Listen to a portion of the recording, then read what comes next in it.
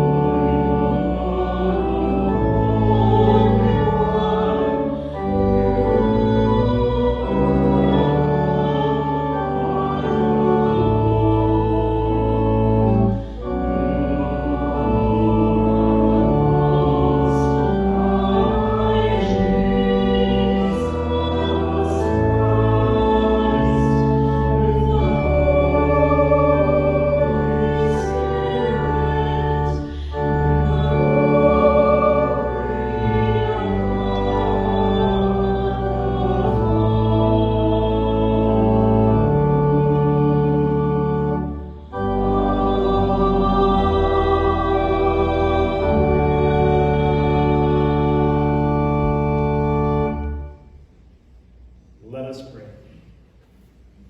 Almighty, ever-living God, who when Christ had been baptized in the river Jordan, and as the Holy Spirit descended upon him, solemnly declared him your beloved Son, grant that your children by adoption, reborn of water and the Holy Spirit, may always be well-pleasing to you, through our Lord Jesus Christ, your Son, who lives and reigns with you in the unity of the Holy Spirit, one God, forever and ever. Amen.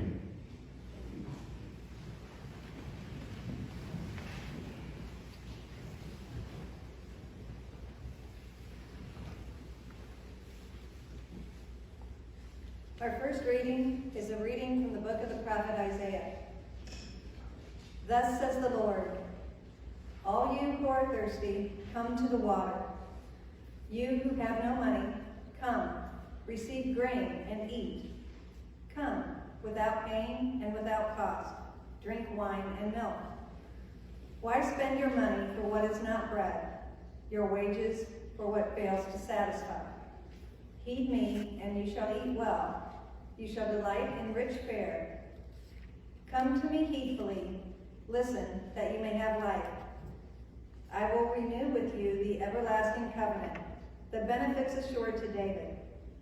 As I made him a witness to the peoples, a leader and commander of nations, so shall you summon a nation you knew not, and nations that knew you not shall run to you, because of the Lord your God, the Holy One of Israel, who has glorified you.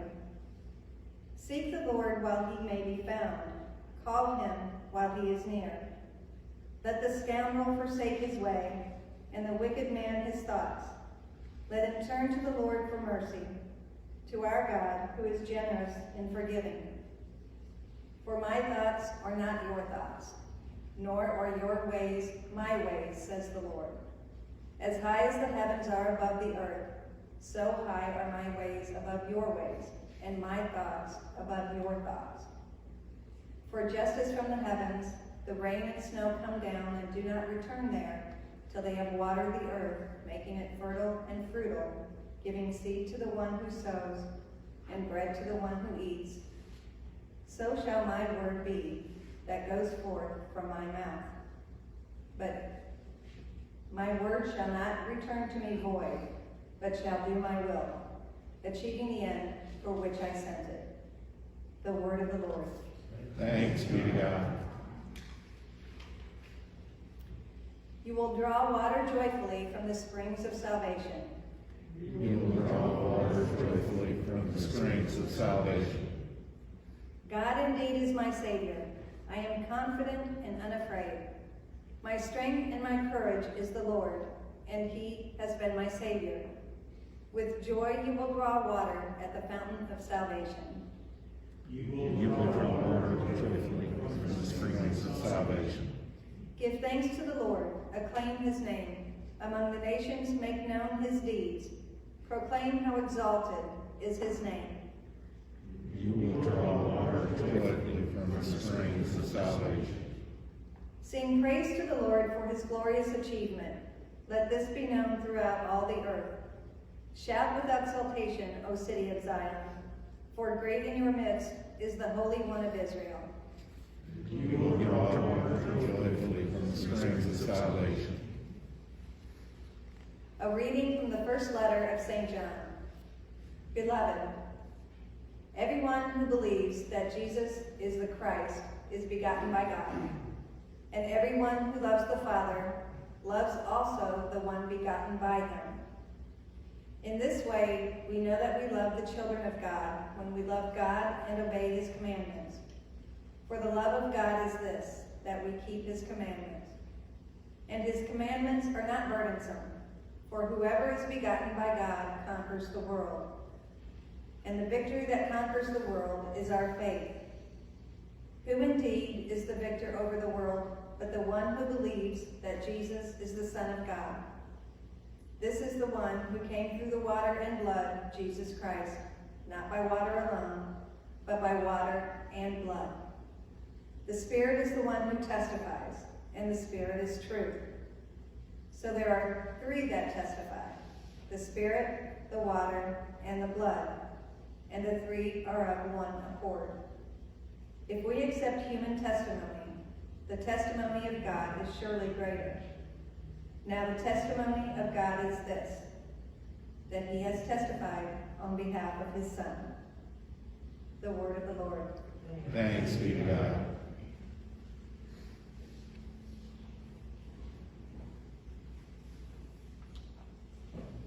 Alleluia.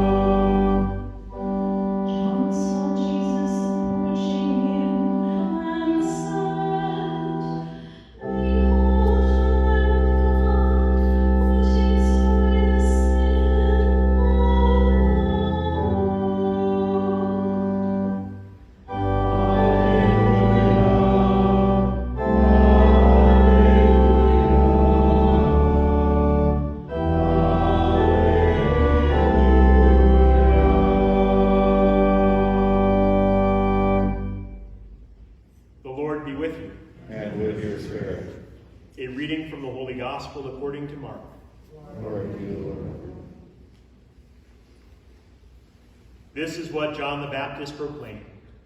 One mightier than I is coming after me. I am not worthy to stoop and loosen the thongs of his sandals. I have baptized you with water. He will baptize you with the Holy Spirit. It happened in those days that Jesus came from Nazareth of Galilee and was baptized in the Jordan by John. On coming up out of the water, he saw the heavens being torn open, and the Spirit like a dove descending upon him. And a voice came from the heavens, "You are my beloved Son. With you I am well pleased." The Gospel of the Lord. Praise to you, Lord Jesus Christ.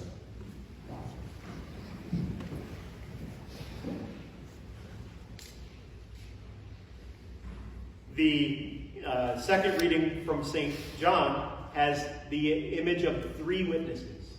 That three is a very special number for us. It comes up again and again. It's connected, of course, first and foremost with the Holy Trinity, but then manifested with that in the sign of the cross in the form of baptism, which is where the sign of the cross comes from. Jesus at the end of the gospel saying, "Baptized in the name of the Father, the Son, the Holy Spirit." We likewise, when we are baptized, there are three promises, well, I should say two sets of three promises. Three turning away from sin, three renunciations, and three professions of faith. That when we look at these, again, these patterns we see again and again, I think they tell us a lot and a very important thing about what it is that we're doing. There's another section in the letter of John that I think is kind of a bit of a complement to this, or kind of builds up another aspect of it. So he speaks of the three witnesses, of the water, the blood, and the Spirit, to the identity of Christ. And he speaks also of kind of the three great temptations. It says of the eyes, of the flesh, lust of the eyes, of the flesh, and of the spirit, in other words, of pride. And I think kind of want to look at what are these three things? How do they fit with what it is that we turn away from? How do they fit with what it is that we turn towards? So first, the first witness that he speaks of is water, which is what we have in the gospel today, Jesus' baptism.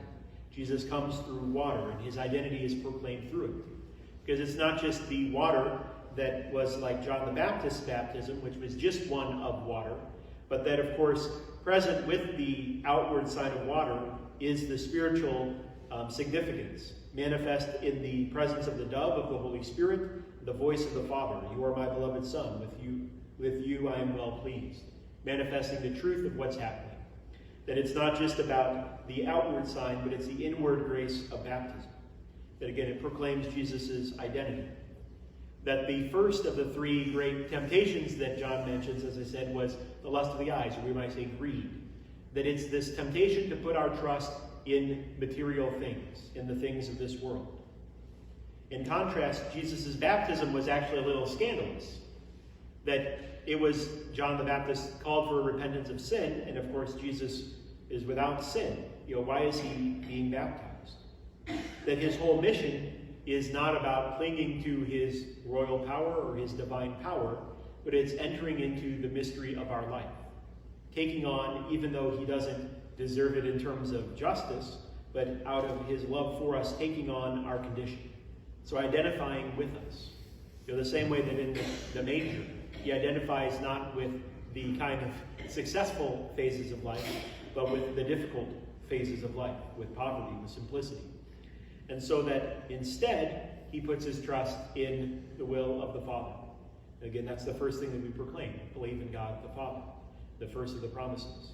That this, again, an invitation to us of this moment, a time that's speaking of who Jesus is, but also where it is that he finds his identity, his source. So, of course, his identity is the eternal Son of God.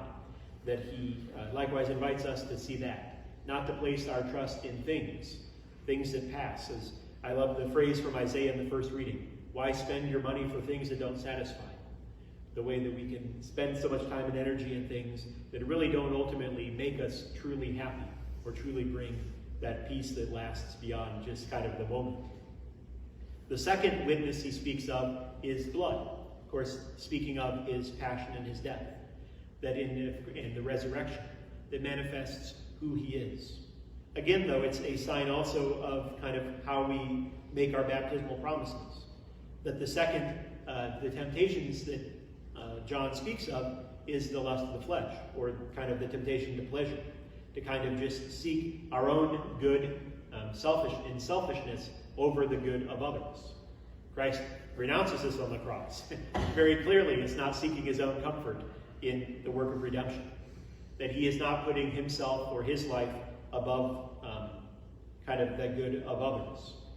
That he, as our Redeemer, is walking the path that we seek then to follow.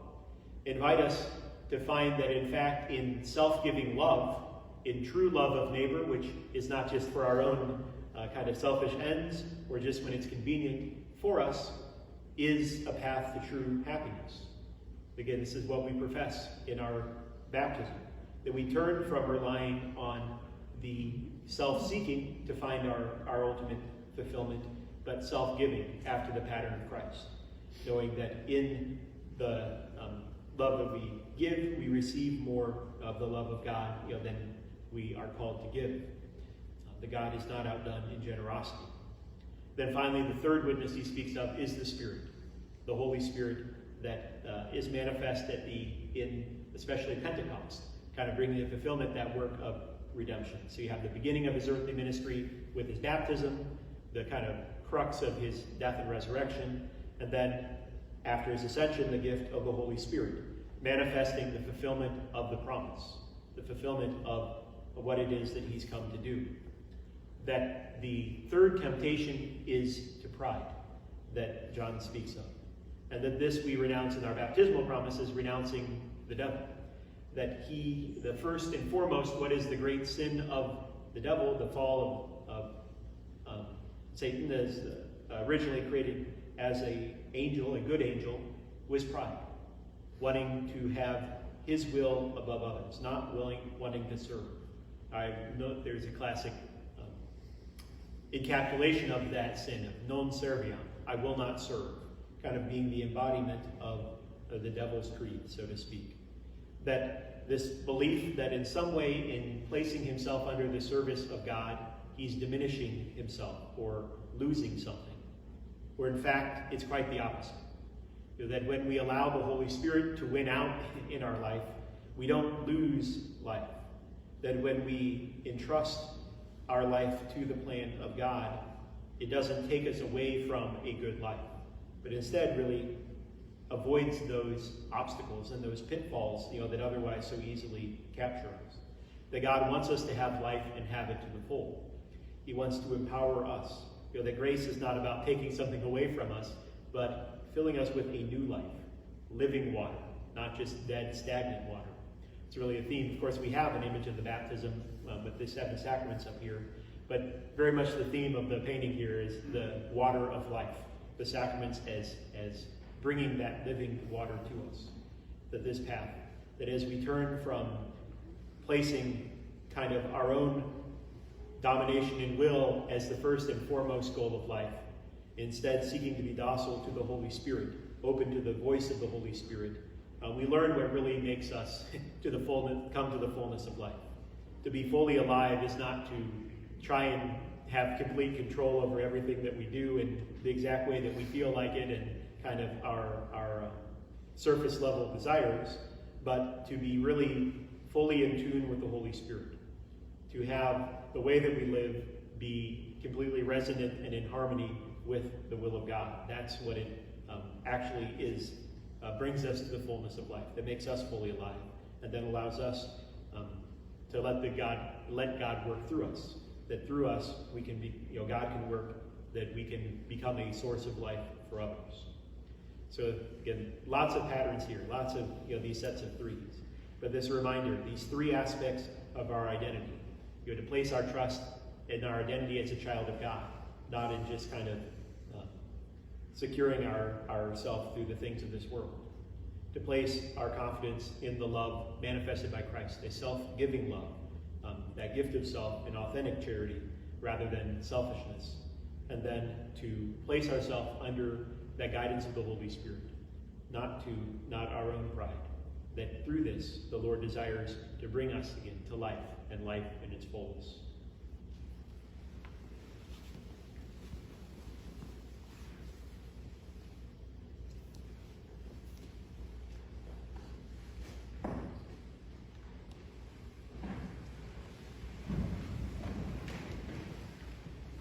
I want to add a little bit about the creed, that the creed is really formed from the baptismal promises, in a sense. That it was first the promises of baptism that then put together in kind of a longer form as the creed. So that every time we pray the creed, we confess these things about the Father, Son, and Holy Spirit.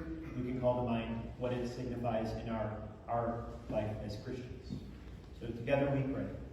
I believe in one God, the Father Almighty, maker of heaven and earth, of all things visible and invisible.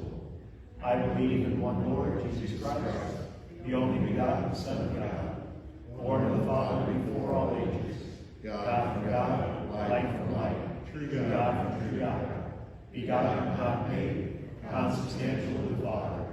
Through him all things were made. For us and for our salvation, he came down from heaven, and by the Holy Spirit was incarnate of the Virgin Mary, and became man. For our sake he was crucified under Pontius Pilate. He suffered death and was buried, and rose again on the third day in accordance with the Scriptures. He ascended into heaven, and is seated at the right hand of the Father. He will come again in glory to judge the living and the dead, and his kingdom will have no end. I believe in the Holy Spirit, the Lord, the giver of life, who proceeds from the Father and the Son, who with the Father and the Son is the Lord glorified, who has spoken through the prophets. I believe in one holy Catholic and Apostolic Church. I confess one baptism for forgiveness of sins, and I look forward to the resurrection of the dead and the life of the world to come. Amen. The same spirit of faith, let us raise our prayers and petition.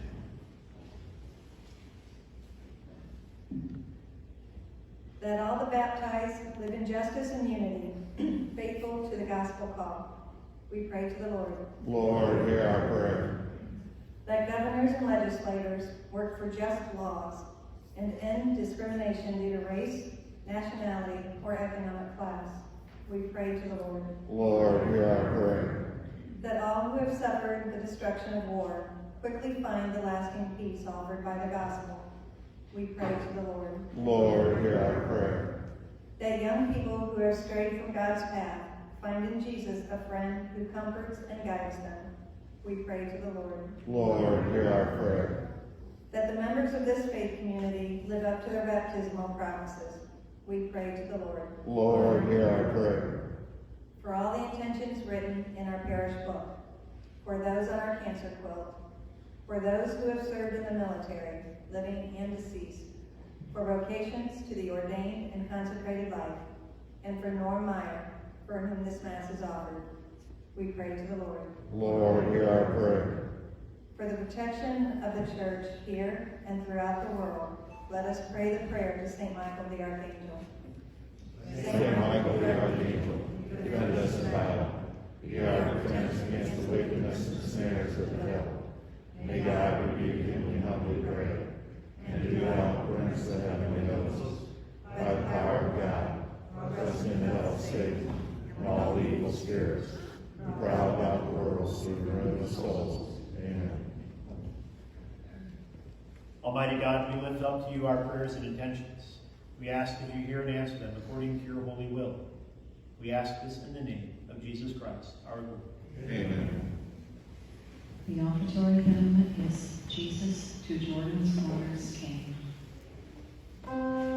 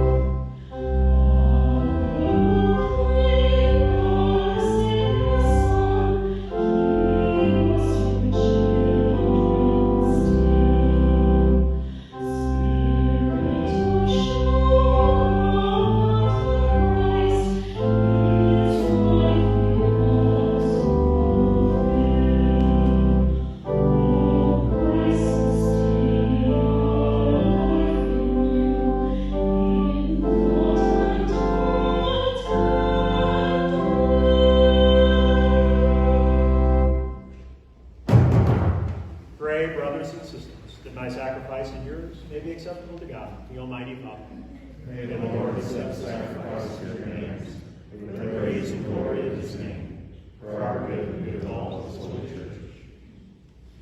Accept, O Lord, the offerings we have brought to honor the revealing of your beloved Son, so that the oblation of your faithful may be transformed into the sacrifice of him who willed in his compassion to wash away the sins of the world, and who lives and reigns forever and ever.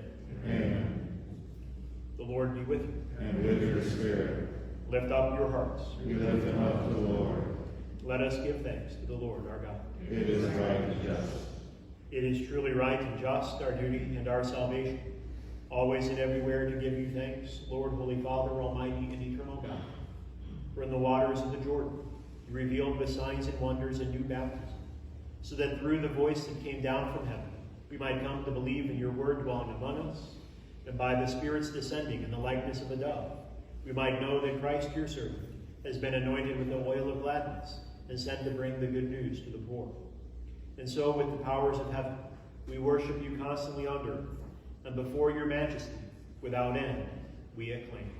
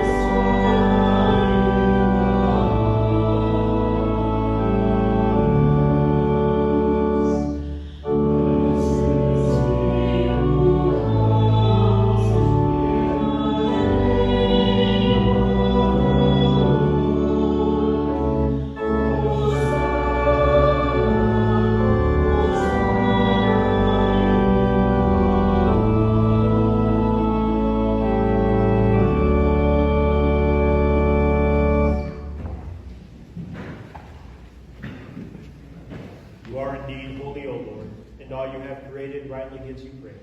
For through your Son, our Lord Jesus Christ, by the power and working of the Holy Spirit, you give life to all things and make them whole. And you never cease to gather a people to yourself, so that from the rising of the sun to its setting, a pure sacrifice may be offered to your name.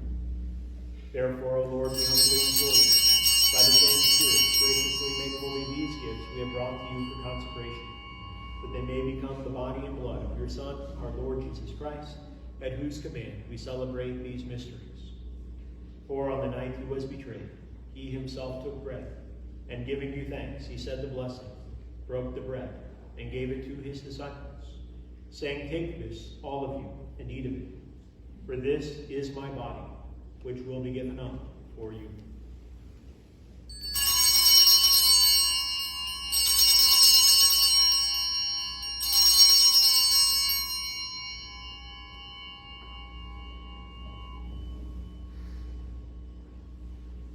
In a similar way, when supper was ended, he took the chalice, and giving you thanks, he said the blessing, and gave the chalice to his disciples, saying, "Take this, all of you, and drink from it, for this is the chalice of my blood, the blood of the new and eternal covenant, which will be poured out for you and for many for the forgiveness of sins.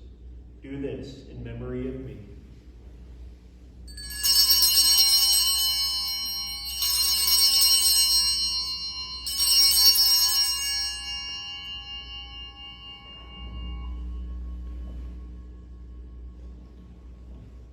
The mystery of faith.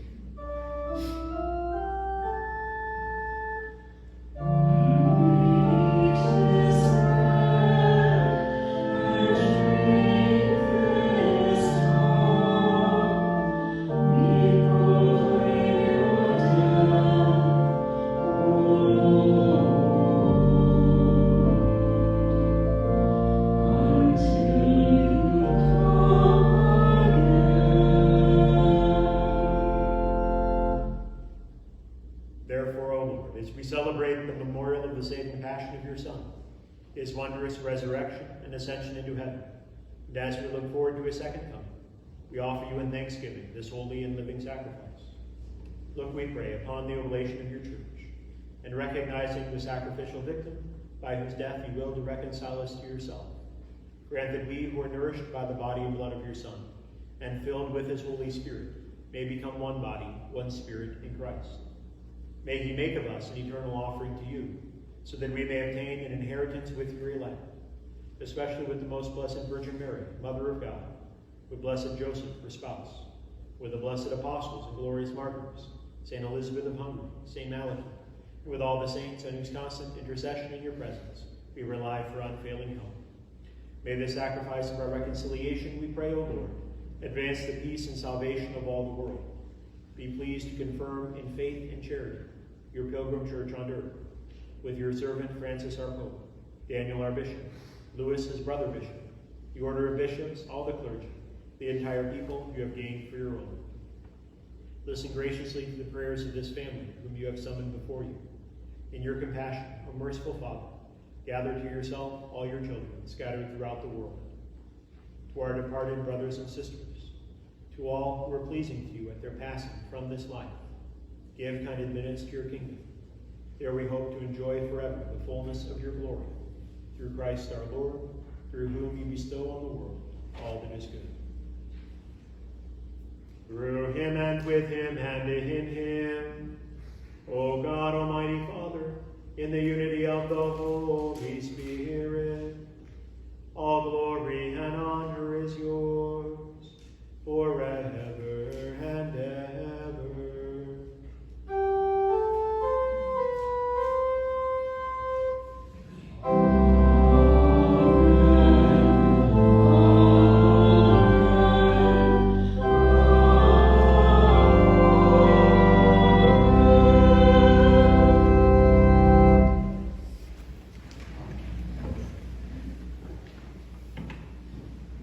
Gathering together our prayers and praises at the Savior's command, informed by divine teaching, we dare to say, Our Father, who art in heaven, hallowed be thy name. Thy kingdom come, thy will be done, on earth as it is in heaven. Give us this day our daily bread, and forgive us our trespasses, as we forgive those who trespass against us. And lead us not into temptation, but deliver us from evil. Deliver us, Lord, we pray, from every evil. Graciously grant peace in our days, that by the help of your mercy we may be always free from sin and safe from all distress, as we await the blessed hope, the coming of our Savior, Jesus Christ. For the kingdom, the power, and the glory are yours now and forever. Lord Jesus Christ, who said to your apostles, Peace I leave you, my peace I give you, look not on our sins, but on the faith of your church. Graciously grant her peace and unity in accordance with your will, who live and reign forever and ever. Amen. The peace of the Lord be with you always. And with your spirit.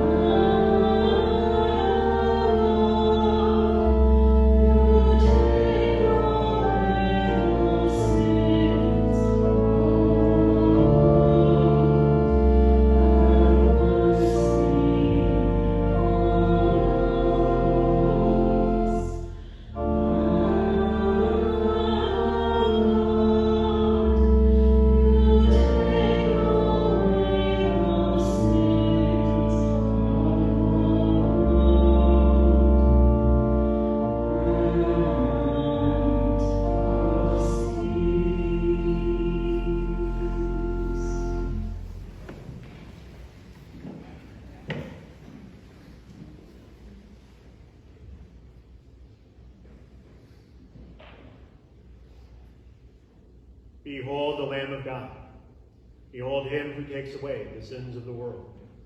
Blessed are those called to the supper of the Lamb.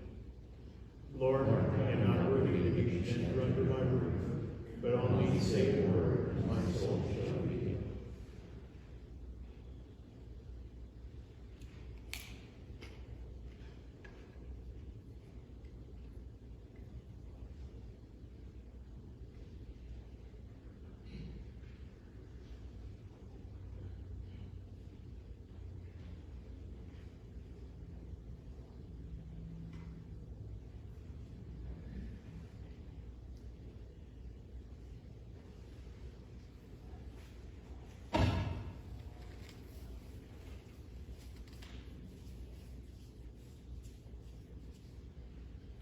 Our communion hymn is Of the Father's Love Begun.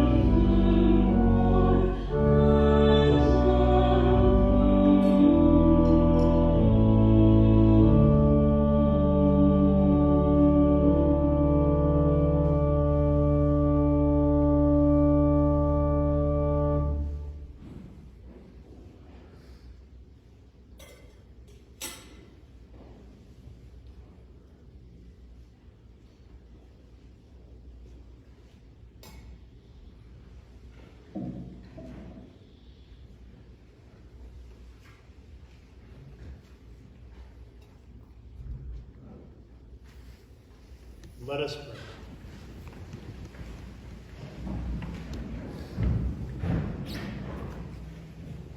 Nourished with these sacred gifts, we humbly entreat your mercy, O Lord, that faithfully listening to your only begotten Son, we may be your children in name and in truth. Through Christ our Lord. Amen. So 2 transitions this week. One is we return back to our in-person instruction at St. Malachy Monday, as with the safety precautions and everything as before. That means for our daily masses, we'll have 8:20 will be school mass, and so we'll have 7:15 parish mass at St. Malachy Wednesday, Thursday, Friday, and we'll have our regular 6 o'clock mass Tuesday night here at St. Elizabeth, but Wednesday, Thursday, Friday, we'll go to 7:15. Also, it starts ordinary time again on Monday, so we've kind of, again, made our way through the Christmas season, thinking of that kind of hidden life of Christ, thinking especially about family and that interior life. And then with his baptism, again, he begins his public ministry. He goes out into the world into kind of, we call it his public life. So we think in our own life of the way we live our vocation, in our kind of our public vocation. And of course, I think also this week with our public life of our nation. It's a good time to pray this difficult time, pray for guidance of how to kind of work and move forward together in the different challenges that we face at this time. So again, I think we're going into ordinary time, a certain special time for prayer in that regard too. The Lord be with you. And with your spirit. May Almighty God bless you, the Father, and the Son, and the Holy Spirit. Amen. Go in peace. Thanks be to God. The recessional hymn is Baptized in Water.